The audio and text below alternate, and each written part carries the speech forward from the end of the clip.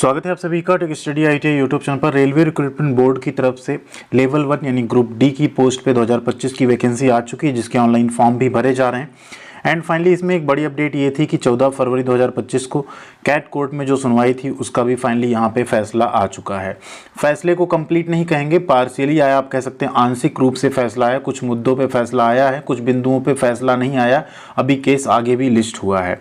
ऐसे में ITI छात्रों का एक सवाल बार बार आ रहा था कि हमें फॉर्म भरना चाहिए अभी या नहीं, तो उसका जवाब आपको मिल जाएगा। अभी वकील साहब से जो बातचीत हुई, उन्होंने अपना क्या क्या साझा किया, क्या क्या हुआ है, वो चीज़ भी अगर आप सुनेंगे तो आपको पूरी क्लैरिटी आ जाएगी। तो इस वीडियो में ये सब कुछ देखेंगे। सबसे पहले तो ये समझेंगे कि आखिर हुआ क्या है, जो कोर्ट केस में सुनवाई हुई इसमें फाइनली हुआ क्या, अगली डेट कब पड़ी, अगला स्टेप क्या है। एंड आपका हमको कमेंट में राय भी जानना है आप सबकी कि क्या ये अगला स्टेप उठाना चाहिए नहीं, जो हम लोगों ने प्लान किया हुआ है। साथ में वकील साहब की बात सुनेंगे लाइव, उनके साथ उन्होंने क्या क्या बताया है कोर्ट के बारे में, क्योंकि सारी चीज़ें कोर्ट की जो होती हैं वो हम सब एक्चुअल में नहीं शेयर कर सकते। जितना वो बता पाएंगे समझ के, वो ज़्यादा सही चीज़ होती है। एंड सबसे लास्ट में आपको ये पता चल पाएगा कि यस आपको फॉर्म भरना चाहिए नहीं। इन फॉर्म भरने में कुछ जो प्रॉब्लम्स आ रही हैं वो भी हम आपको यहाँ पे बता देंगे समराइज़ करके, जिससे आपको सारी पोस्ट्स हो, आप सही से अपना जोन वगैरह चूज कर पाएँ। तो प्लीज़ वीडियो को लाइक एंड शेयर जरूर कीजिएगा। साथ में चैनल पर सब्सक्राइब नहीं किया अभी तक तो सब्सक्राइब करके बेल आइकन को जरूर दबा लीजिएगा। एक बात और कहनी आप लोगों को, ऐसी सभी अपडेट और इन्फॉर्मेशन के लिए आप लोग टेलीग्राम पे नहीं जुड़े हैं तो वहाँ भी जरूर जुड़ जाइएगा। देखिए 14 फरवरी के दिन पहली सुनवाई जो थी वो 22 जनवरी को थी, फिर अगली डेट मिली थी 14 फरवरी। अभी 14 फरवरी को जो सुनवाई हुई है उसमें अगली डेट यहाँ पे मिली है 28 मार्च 2025। यहाँ आप देख सकते हैं नेचर, इसमें लास्ट में क्या लिखा गया, सेम वही लिखा गया एडजर्न विद डायरेक्शंस। कुछ डायरेक्शन दिए गए, उसके साथ इसको एडजर्न किया गया, क्योंकि रेलवे जवाब सबमिट करने में यहाँ पे ना थोड़ा आनाकानी कर रहा था। तो पहला जो मुद्दा था कि वैकेंसी को रोक दिया जाए, फिलहाल वो नहीं माना है कैट कोर्ट। एंड उनके कहीं ना कहीं अधिकार क्षेत्र के भी ये बाहर आता है, थोड़ा सा लोअर कोर्ट होता है, तो वहाँ पे ये चीज़ें नहीं हो पाती। उसके लिए हाई कोर्ट का रुख करना होगा, लेकिन वैकेंसी को रुकवाना कोई सॉल्यूशन भी नहीं, रुकवाने से सभी का यहाँ पे लॉस होगा। तो फिलहाल वैकेंसी रोकी नहीं गई है, लेकिन जो उसमें क्वालिफिकेशन में बदलाव हुआ उसके लिए क्या हुआ वहाँ पे कि उसको उन्होंने सही माना। हाँ, ये नहीं करना चाहिए रेलवे को। रेलवे ने कुछ गोल गोल करके अपना, उनके वकील साहब ने वहाँ जवाब दे दिया है। बट अभी कैट कोर्ट से क्या किया गया कि वहाँ से एक ये डायरेक्शन मिला कि आप हाई कोर्ट जा सकते हैं फर्दर और डिसीजन के लिए। बाकी जो हमारा डिसीजन है हम 28 मार्च को यहाँ पे सुनवाई करेंगे। तो अगर कोई र्यूमर आपको फैला रहा है केस कैंसिल हो गया, केस रिजेक्ट हो गया, तो ऐसा नहीं है। केस में पूरी मजबूती है। अगर ये मजबूती ना होती ना तो पहले दिन ही रिजेक्ट हो जाता है, लिस्ट ही ना होता केस। ठीक है, अब आइए वकील साहब की बात सुनते हैं, उसके बाद आपको बताएंगे कि आगे अब आप सबको क्या करना है। बहुत लोग बोल रहे हैं कि केस डिसमिस हो गया, केस ये हो गया, वो हो गया। बताना चाहता हूँ कि स्टेटस में जाके चेक करो, केस अभी आपका पेंडिंग है और नेक्स्ट डेट जो है 28 मार्च 2025 का है। बट मोस्ट इम्पॉर्टेंट चीज़ क्या है कि हम लोग आज जो सोच के आए थे वो चीज़ हुआ।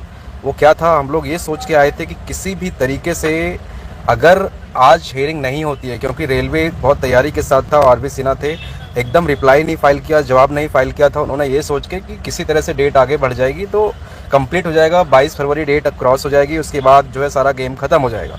तो ऐसा होता तो एक बहुत नुकसान, एक सेटबैक होता ही सबको चिंता का। लेकिन हम सोच के आए थे किसी भी हालत में आज हियरिंग हो और एटलीस्ट रिजेक्ट हो जाए, इंटरिम रिलीफ चेक कुछ भी ऐसा हाथ में हो कि हम लोग हाई कोर्ट पहुँच पाए। हाई कोर्ट जाना इम्पॉर्टेंट था और उसका रास्ता बनाना इम्पॉर्टेंट था। तो हम लोगों ने उस तरीके से बहुत स्ट्रेस किया, despite efforts by the court कि नहीं अभी रिप्लाई नहीं आया है, नहीं सुनेंगे। बट हमने इतना स्ट्रेस किया इस केस को कि फिर फाइनली सुना मैटर को, और वही जो सुनने के बाद जो सेटल प्रिंसिपल ऑफ लॉ है कि ये पॉलिसी का मैटर है और पॉलिसी मैटर में कोर्ट इंटरफेयर नहीं कर सकती है, नहीं करती है, जो कि मैंने स्टार्टिंग में सभी को बोला भी था। और आपको ये समझना इसलिए चाहिए क्योंकि जब 2018 में जो सडनली ITI लेके आए थे, जब उस केस में भी कोर्ट कुछ नहीं कर सकती थी, क्योंकि वो पॉलिसी मैटर है, जिसकी वजह से कई लोग इनएलिजिबल हो रहे थे एडवर्टीजमेंट की वैकेंसी के लिए अप्लाई करने के लिए। बट फिर आखिरकार प्रोटेस्ट करके काम हुआ था। तो इसीलिए जो है आप समझिए कि ये तो उससे क्रिटिकल कंडीशन है कि यहाँ पर क्वालिफिकेशन, मैंडेटरी क्वालिफिकेशन जो है उसको हटाने से कोर्ट का कहना है कि आप लोग अफेक्ट नहीं हो रहे हैं और आप लोग अप्लाई कर सकते हैं, और इवन अफेक्ट भी हो रहे हैं तब भी ये पॉलिसी का मैटर है, हम इसमें कुछ नहीं कर सकते। तो देखो इसका एक डोमेन होता है, पॉलिसी बार बार इसलिए स्ट्रेस में हो रहा है, कोर्ट भी कर रही है और सेटल रूल ऑफ लॉ भी है। रूल ये है कि अगर एडवर्टीजमेंट रिलीज होने के बाद कोई बदलाव होते हैं तो उस केस में जो है कोर्ट इंटरफेयर करती है कि ये चेंज नहीं कर सकते, ये सुप्रीम कोर्ट का 7 जजों का कॉन्स्टिट्यूशनल बेंच का जजमेंट है। लेकिन ऐसा हमने बहुत रिसर्च किया और एक पॉइंट मिला है ऐसा लीगल पॉइंट जिसके बेसिस पे ही आज इतना आर्गूमेंट्स हो पाया, और उस पॉइंट को ही हाई कोर्ट में भी रखना है हमें कि जो है वो पॉइंट ये है कि अगर कोई एम्प्लॉयर आपको कई समय से इस तरह का प्रॉमिस कर रहा है कि ये क्वालिफिकेशन होगी और सडनली चेंज आउट करता है, तो वो चेंज कर सकता है पॉलिसी में, 100% उसकी पावर है। बट अगर वो पब्लिक इंटरेस्ट में है तब, या फिर उसको रीज़न देना पड़ेगा कि क्यों है और क्या सही है चेंज करना कि नहीं। तो ये रेलवे ने अभी तक ये चीज़ नहीं बताया है कि आपने चेंज क्यों किया सडनली, जो कि हमको लगता है कि प्रोटेस्ट के डर से इतना भीड़ भाड़ की, जब इनएलिजिबल हो जाएंगे 10वीं क्लास के बच्चे फॉर्म नहीं भर पाएंगे, तो फिर कुछ वैसी हरकत ना करते जो पहले भी करी थी, प्रोटेस्ट करके ये करके वो करके, इसलिए भी बचने के लिए ये काम किया गया है। तो ये बहुत अच्छी चीज़ है। अब ये है कि फॉर्म तो आप लोग अप्लाई कर दो, बट हमारा केस पेंडिंग है। केस का जो भी डिसीजन होगा, डिसीजन के बेस पे ही पूरा रिक्रूटमेंट पॉलिसी चलेगा, पूरा रिक्रूटमेंट प्रोसेस चलेगा। अगर लास्ट में पेपर में आता है तो सारा रिक्रूटमेंट क्वैश होगा, जो कि रूल ऑफ लॉ होता है, क्योंकि केस हमारा अभी पेंडिंग है, एक्सेप्ट हो गया है, रेलवे जवाब फाइल कर रहा है, अभी डिसमिस नहीं हुआ है।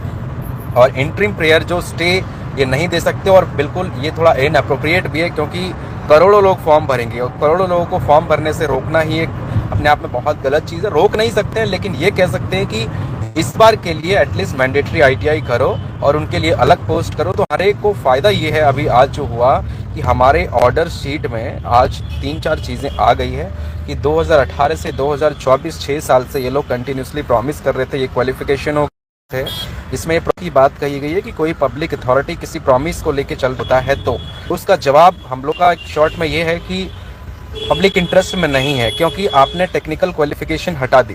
टेक्निकल क्वालिफिकेशन हटाने से नॉन टेक्निकल बच्चों की एंट्री हो रही है, और नॉन टेक्निकल बच्चों की वजह से जो स्किल नहीं है उनके पास टेक्निकल पोस्ट हैं, सब इंजीनियरिंग की सारी जो है वैकेंसीज हैं, जॉब है। तो एक इंजीनियरिंग जॉब में नॉन इंजीनियरिंग बच्चा अगर अप्लाई करता है और उसमें आगे बढ़ता है तो रेलवे में एक्सीडेंट्स हो रहे हैं, ये सब चीज़ें हो रही हैं। तो ये सारी प्रॉब्लम पता है सबको। बट अगेन क्वेश्चन ये आता है, जो सेटल्ड लॉ है, हर किसी का भी कहना है कि चाहे रेलवे ये कह दे कि हमें 5वीं पास बच्चे चाहिए, चाहे कुछ भी क्वालिफिकेशन नहीं चाहिए, खाली जो दौड़ने में ठीक है वही बच्चा चाहिए, तो वही सुप्रीम है, उसमें कोई बदलाव नहीं कर सकते। कल को अगर ये बोल दिया जाए कि जज बनने के लिए BA की डिग्री चाहिए, तो भाई जज बोल सकता है सरकार कि हाँ BA की डिग्री चाहिए, जज की क्वालिफिकेशन लॉ की नहीं चाहिए। तो फुली डोमेन में होता है, क्योंकि एम्प्लॉयर बेहतर जानता है, ऐसा लॉ मानता है कि एम्प्लॉयर बेहतर जानता है कि उसको कौन सा एम्प्लॉय चाहिए और किस क्वालिफिकेशन में क्या पढ़ाई वाला एम्प्लॉय उसको चाहिए। बट स्टिल आज के लिए यही है कि अभी हम लोग हाई कोर्ट का प्रिपरेशन कर रहे हैं, जिसके लिए हमने आज सोचा था कि मामला पेंडिंग नहीं होना चाहिए, डिसाइड होना चाहिए आज कुछ ना कुछ, और ये आखिरकार हम लोग के डिसाइड हो गया। अब ये है कि हाई कोर्ट में हम देखते हैं कुछ पॉजिटिव हो, क्योंकि कैट में ये विद इन डोमेन नहीं था, क्योंकि ये मैटर्स होते हैं पब्लिक इंटरेस्ट के, कॉन्स्टिट्यूशनल मैटर्स, और संवैधानिक और कॉन्स्टिट्यूशनल और मौलिक अधिकारों को लेकर के जो मैटर्स होते हैं कैट में उतना नहीं जाते। जैसे कि कैट ने लिखा भी आज के ऑर्डर में कि ये पब्लिक इंटरेस्ट का मैटर लग रहा है, बहुत पब्लिक इसमें इंटरेस्ट, मतलब पब्लिक के साथ केस का बना हुआ है। सुन लिया होगा आप सबने बातों को, एंड पूरी क्लैरिटी भी आपको आ गई होगी कि क्या क्या उसमें हुआ एंड क्या वो बताना चाह रहे हैं। अब बात आती है आपको फॉर्म भरना चाहिए नहीं। बहुत सारे ITI छात्र यहाँ पे वेट कर रहे थे कि हम फॉर्म भरें अभी या 14 फरवरी का वेट करें। तो देखिए 14 फरवरी का डिसीजन आ गया। ये नहीं कहेंगे कि आपके फेवर में नहीं आया, हाँ पूरी तरह से फेवर में नहीं आया जितनी उम्मीद थी, लेकिन आप सबको पता है कि इंडिया की न्यायिक व्यवस्था ऐसी है कि इतनी जल्दी यहाँ पर आप कोई डिसीजन ला भी नहीं सकते, कुछ भी आप कर डालें, ठीक है। तो उस चीज़ को आप इग्नोर करते हुए अब आपको क्या करना है कि देरी नहीं करनी है। आप सबको 22 फरवरी लास्ट डेट है, उसका भी वेट आपको नहीं करना है। 18 या 19 फरवरी से पहले पहले आप सभी को अपने सभी डॉक्यूमेंट आपके रेडी है ही, आपको फॉर्म भर लेना है, ठीक है। फॉर्म भरने में एक चीज़ आप ध्यान रखिएगा, फॉर्म भरने का वैसे तो हमने वीडियो बनाया हुआ, उसको आप लोग देख लीजिएगा, बट एक चीज़ आपको रखना है ध्यान, वो ये है कि आप पहला तो पोस्ट प्रेफरेंस, कैसे आपको पूरी 14 पोस्ट रखनी है, उनमें मेडिकल स्टैंडर्ड कैसे देखना है, नंबर ऑफ वैकेंसी कैसे देखनी, जोन कैसे सिलेक्ट करना, इन सब पे ऑलरेडी चैनल पे वीडियो है, अगर आप थोड़ा सा सर्च करेंगे तो आपको दिख जाएगा। दूसरी बात, जब आप क्वालिफिकेशन ऐड करने जाएंगे तो एक चीज़ ध्यान रखिएगा, 10th ऐड करिएगा, फिर ITI ऐड करिएगा, ठीक है। आधार OTP का प्रॉब्लम आ रहा है, 1-2 बार आप ट्राई करेंगे वो हो जाएगा। अगर अभी भी प्रॉब्लम आ रही तो उसको आप लोग कमेंट करके बताइएगा, हम उसके लिए फिर से एक बार मेल करेंगे रेलवे को। दूसरा, 10th प्लस ITI दोनों सेलेक्ट करेंगे, तभी आप कहीं ना कहीं आगे बढ़ पाएंगे यानी आगे तो बढ़ जाएंगे बट आपको सारी पोस्ट नहीं शो होगी अगर आप 10th ITI दोनों नहीं ऐड करते तो। ठीक है, ऐसा कुछ फॉल्ट चल रहा है इनके पोर्टल पे बहुत सारा, जो कि एक टेक्निकल इनका फॉल्ट और है। इस बार नोटिफिकेशन में इन्होंने क्या किया, वैकेंसी दे दी RRC वाइज, जोन सेलेक्ट करा रहे हैं RRB वाइज।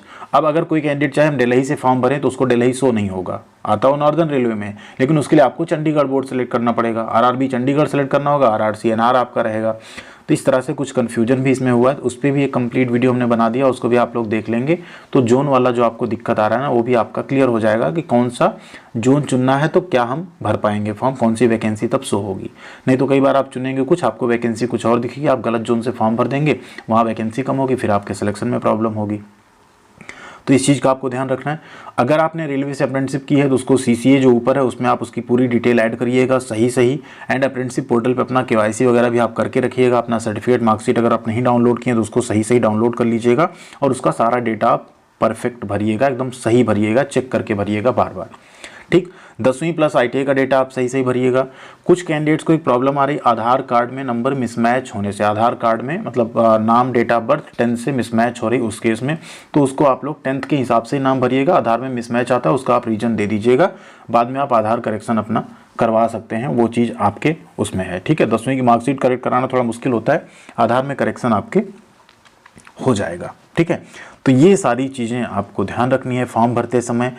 जोन सही सेलेक्ट करिए, पोस्ट प्रेफरेंस अपने अकॉर्डिंग दीजिएगा। अगर आप में मेडिकल में कोई प्रॉब्लम है तो उसको सेलेक्ट करके दीजिएगा, उसके हिसाब से दीजिएगा। जैसे पॉइंट्समैन अच्छी पोस्ट है, TL एंड AC अच्छी पोस्ट है, वर्कशॉप की सारी पोस्ट अच्छी होती है, बट ट्रैक मेंटेनर वगैरह थोड़ा सा हेक्टिक जॉब हो जाता है, अलग से अलाउंसेस, अलग से पैसे तो मिलते हैं लेकिन पोस्ट थोड़ी सी टफ हो जाती है। तो उन सबको ध्यान में रखते हुए आप लोग फॉर्म भरिए, बिल्कुल भरिए और जल्दी से जल्दी भर दीजिए, उसका प्रिंट आउट अपने पास रखिए और अपनी तैयारी में भी लग जाइए। अब कुछ कैंडिडेट्स का डाउट है कि अगर बीच में कोई फैसला आता है तो क्या उसमें, अगर बीच में कोई फैसला आपके फेवर में आता है तो बिल्कुल आपने ITI की क्वालिफिकेशन डाली हुई है, उसमें कुछ चेंजेस करने के ऑप्शन देगा रेलवे। बहुत सारी चीज़ें ऐसी हैं, जैसा वो वैकेंसी बढ़ाने या घटाने पे आता है कि आप जोन चेंज कर सकते हैं, आप ये चेंज कर सकते हैं, तो वो सारी चीज़ें आपको जो है यहाँ पे रेलवे फिर से प्रोवाइड करेगा, उसे आप लोग कर पाएंगे आसानी से। उसके लिए आप लोग निश्चिंत रहिए, आपके साथ कुछ भी यहाँ पे गलत नहीं होने पाएगा। ठीक है, बाकी कोई और आपका डाउट हो तो कमेंट सेक्शन में लिख सकते हैं, उसमें आपको पूरी क्लैरिटी देने की कोशिश करेंगे। थैंक यू वेरी मच, ख्याल रखिएगा अपना। मिलते हैं अगली अपडेट के साथ अगली वीडियो में।